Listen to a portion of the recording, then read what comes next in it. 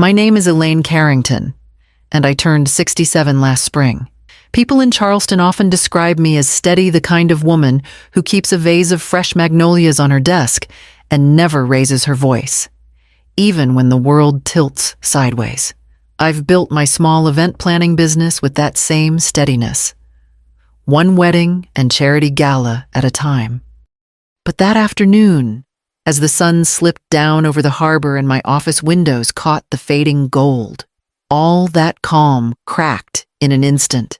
The vibration of my phone startled me. I reached for it, expecting a client reminder or an invoice alert.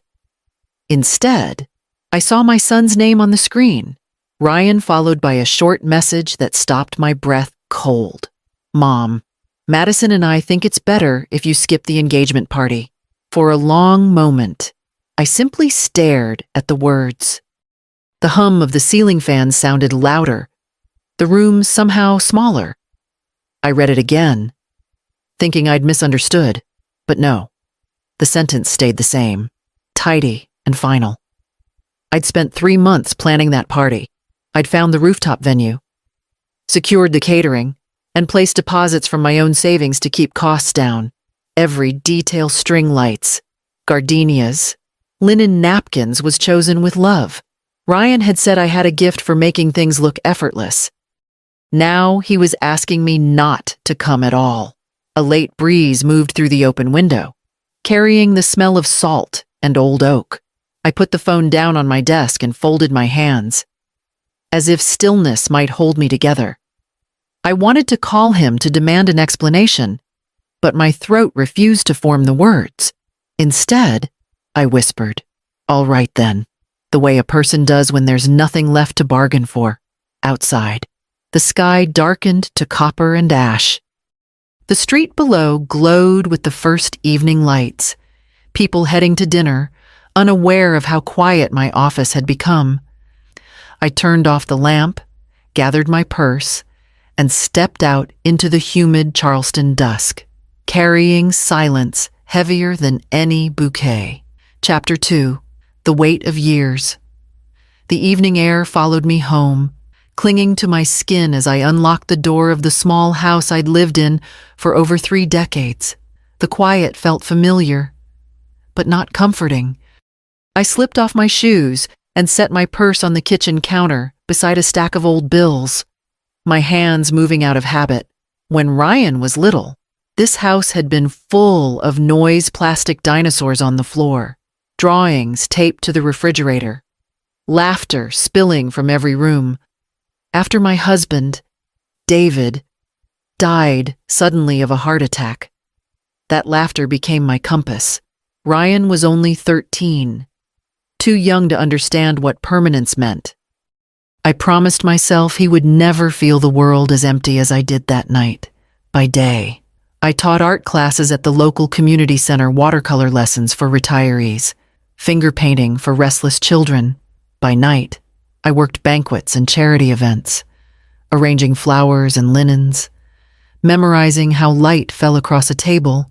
I told myself it was temporary, that hard work was a bridge between grief and stability. When Ryan earned a scholarship to college, I sold my grandmother's pearl necklace to cover what the grant didn't. I didn't regret it.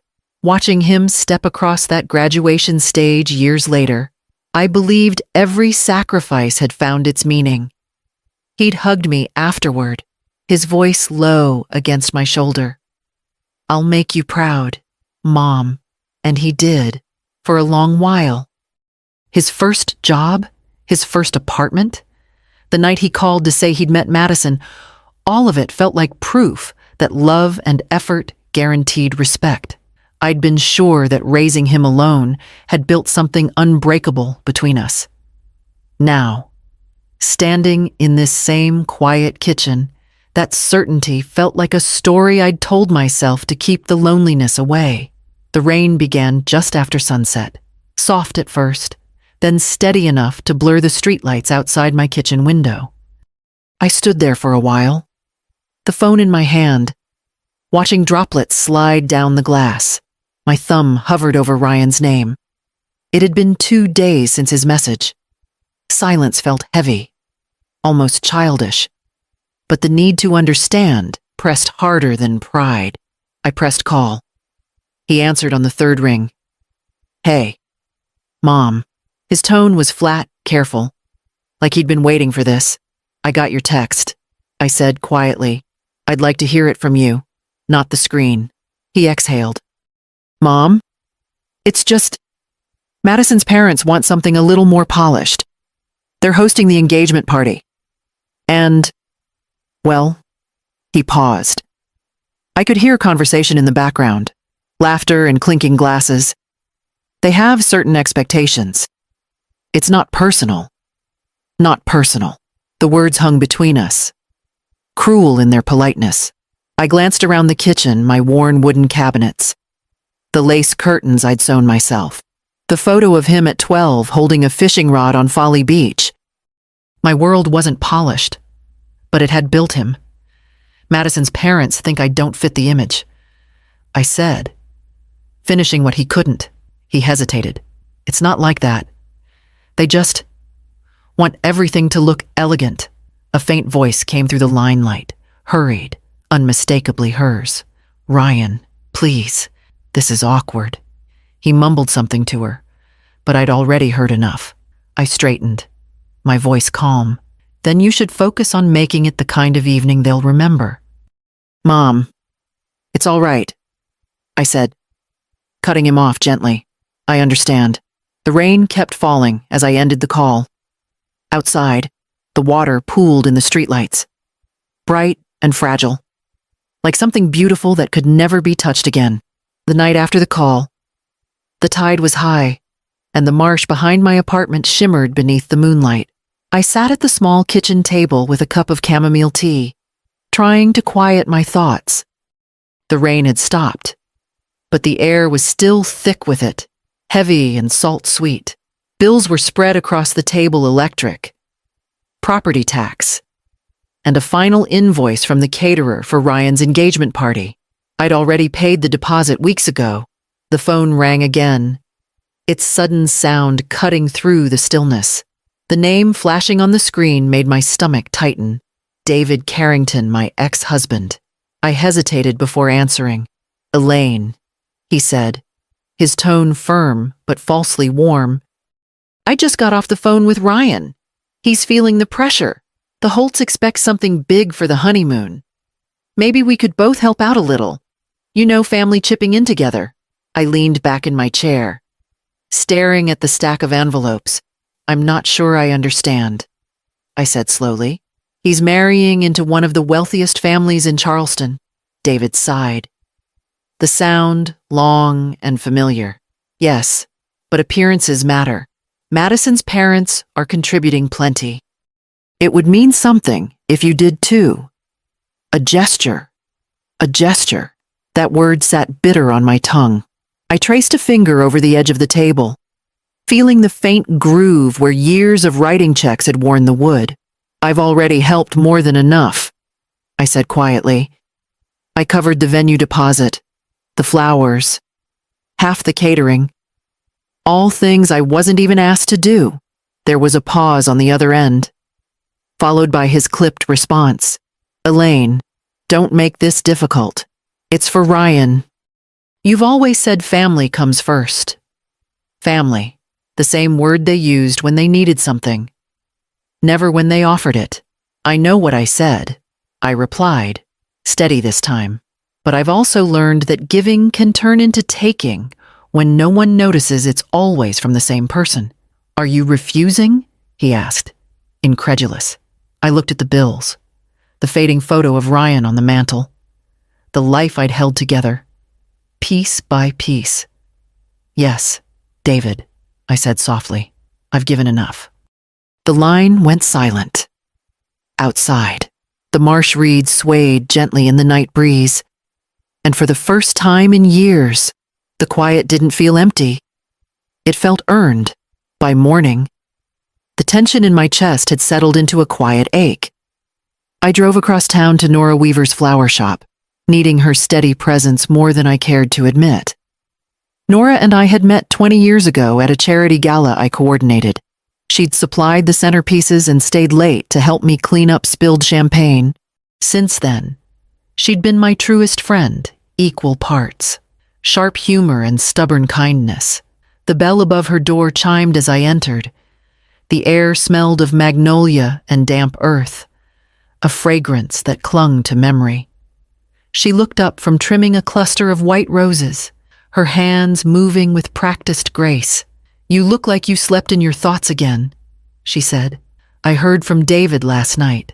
I told her, settling onto the stool near the counter. "They want me to pay for part of the honeymoon." After uninviting me, Nora stopped trimming, set the scissors down, and gave me a look that could cut straighter than any blade. "And what did you say?" I said no. A smile tugged at her mouth. "About time." She leaned forward, lowering her voice. "You do realize all those contracts for the venue? Catering, decorations, they're under your company's name." "Right." I frowned. "Yes, of course. But if I pull out, it'll look unprofessional. I have my reputation to consider." She laughed softly, shaking her head. "Elaine, you built that entire event from scratch. They broke it when they cut you out. Let them clean up their own mess." Her words hung in the air, gentle but firm. That afternoon, back in my office, I opened my laptop. The contracts were neatly filed under Carrington Events and Design.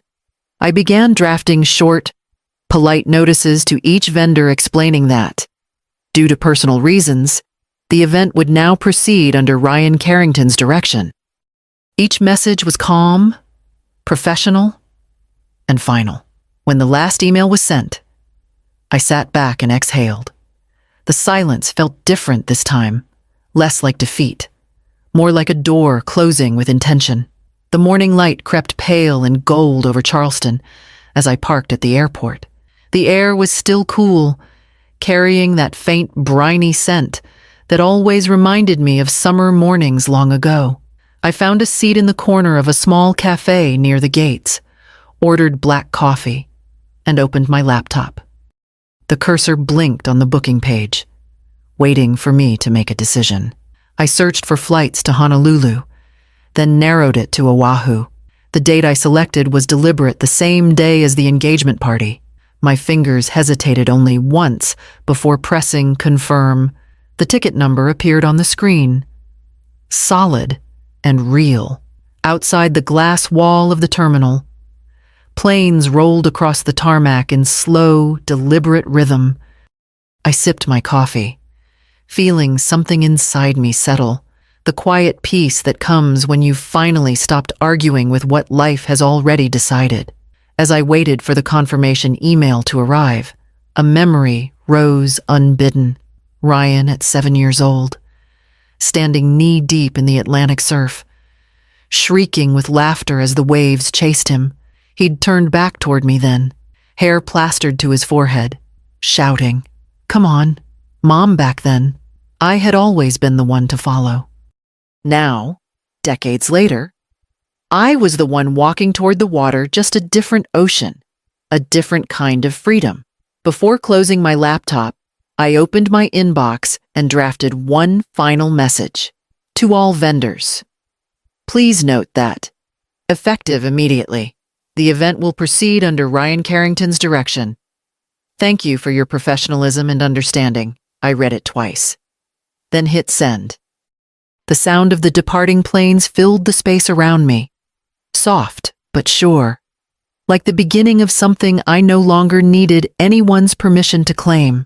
The terminal loudspeaker called my flight as the Charleston sky turned pale rose, the kind of dawn that promises calm. I gathered my bag, boarding pass tucked neatly inside, and walked toward the gate. Around me, travelers murmured sleepy goodbyes. Children yawned against their mothers' shoulders. Everything ordinary, everything steady. Somewhere across the city, preparations for Ryan's engagement party would be beginning. I pictured the rooftop terrace overlooking the harbor, the rows of tables set beneath hanging lights. At least they were supposed to be. Without my coordination, The timing between vendors would already be off. As the plane began boarding, chaos was blooming back in Charleston. Carlos, the venue manager, stood beneath the canopy of string bulbs that flickered weakly against the humid air. Half of them weren't working. He scrolled through his messages, no clear direction, no updated layout from anyone. The caterer, Teresa Morgan, arrived late. Her staff unloading the wrong dishes. The menu I had approved: grilled shrimp, rice pilaf. Lemon pound cake had been replaced with trays of cold sandwiches and wilted greens. Guests arrived to confusion. The sound system stuttered between songs. The floral arrangements, once meant to mirror Charleston's soft coastal palette, clashed violently with the neon decorations someone had added last minute. Within half an hour, the rooftop looked less like a celebration and more like a hurried mistake. At one of the tables, Judith Holt whispered to a friend, her tone sharp beneath her polite smile. Phones were out, cameras flashing. Posts began to appear online, pictures of the drooping lights, captions about the event of the season gone sideways. By the time Ryan and Madison made their entrance, the damage was already done. She took one look around, color draining from her face. "This isn't what we agreed on," she hissed under her breath. "I did everything you asked," Ryan shot back, voice low but strained. "You said you didn't need her." The argument grew louder, words slipping past restraint. Guests turned. A glass broke somewhere near the buffet table. Someone tried to laugh it off. But the tension spread like smoke. On the tarmac, my plane's engines began to hum. I settled into my seat, fastening the belt as the last passengers boarded. My phone vibrated once, twice, then again Ryan's name flashing across the screen, followed by David's. I watched the light blink until it faded. Then I turned the phone off and slipped it into my bag. The engines roared as the plane lifted from the runway. Through the small oval window, Charleston unfurled below its church steeples, and slow rivers bathed in morning light. The city grew smaller, softer, until it was just a shape of gold and gray pressed against the horizon. I leaned back, let the hum of flight fill the silence, and closed my eyes. The noise of the world fell away, leaving only the steady rhythm of air and freedom. The air in Oahu was softer than I expected, warm and laced with salt and hibiscus. My first morning there, I walked barefoot along the north shore, the sand cool under my feet, the sea breathing in slow, endless rhythm. Each wave seemed to erase something: worry, anger, the last traces of shame I hadn't realized I still carried. By midday, I found a small meditation garden tucked behind a temple near the hills. Wind chimes swayed in the trees, their tones blending with the hum of insects and the rustle of palms. An older woman tending orchids looked up as I passed. She smiled, as if she'd been expecting me. "You look like you've been carrying something heavy," she said in a lilting voice. I almost laughed. "I suppose I have." She wiped her hands on her apron and nodded toward the sea beyond the fence. "Then let the tide carry what no longer belongs to you." Her words stayed with me long after she returned to her plants. That evening, back at the small inn where I was staying, I opened a notebook I'd bought at the airport. The pages smelled faintly of paper and rain. I began to write, not about anger or betrayal, but about space, about what it meant to live quietly without asking to be seen. The sentences came slowly, like breathing, boundaries, stillness, choice. I wrote until the light outside turned golden, until the ache in my chest softened into something lighter. For the first time in months, I didn't think about Charleston, or the party, or the phone I'd left turned off beside the bed. I thought only of the ocean, steady and endless, and the freedom of letting the water take what was never mine to keep. The sun was slipping into the Pacific when I stepped onto the balcony of my hotel room. The sky painted in coral and violet. The ocean moved below in slow, deliberate rhythm, each wave folding into the next like a secret kept between breaths. I carried a cup of tea in one hand and my phone in the other, still turned off since I'd landed. For a moment, I hesitated, then powered it on. Notifications flooded the screen, missed calls, messages, but only one caught my eye. Ryan Carrington. One voicemail. I pressed play. His voice came through soft, strained. "Mom, I'm sorry. I shouldn't have let them do that to you. Everything fell apart, and it's my fault. I don't know how to fix it." He paused, the sound of him breathing hard into the silence. "I just want you to come home." My throat tightened. I sat down, letting the sea breeze brush against my face. His words held a sadness I'd once have run toward, desperate to mend, but I felt no urgency now, only understanding. He was still my son, but the kind of help he needed wasn't mine to give anymore. When the message ended, I listened once more, then deleted it gently. The screen dimmed, fading to black. I looked out at the horizon and whispered, "Love doesn't always mean returning." The wind carried the words out over the water until they disappeared with the tide. Months later, Charleston greeted spring with soft sunlight and the faint scent of wisteria drifting through the streets.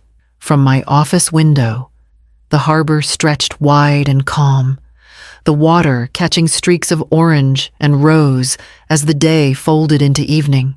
I'd reopened my business quietly, taking on smaller events at first, then larger ones as word spread.